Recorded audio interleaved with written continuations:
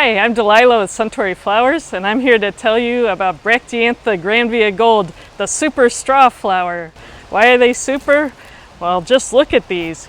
Nice, very big, vigorous plants, large flowers, and what's great about these, so if you know straw flower, they have like a papery touch, so that's always fun for you. And so it's like a living dried flower, but you could also use them as a dried flower for all kinds of wonderful crafts.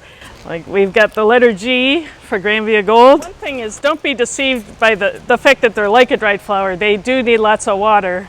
They are thirsty, so even though they feel dry, they need water. So they open with the sun, and every morning you'll see there'll be tight little balls waiting for the sun, and then they open. And even on cloudy days, they still stay kind of tight, but it's just fun for children. I mean, they'll be amazed. Why are they closed up? Oh, they're open, you know.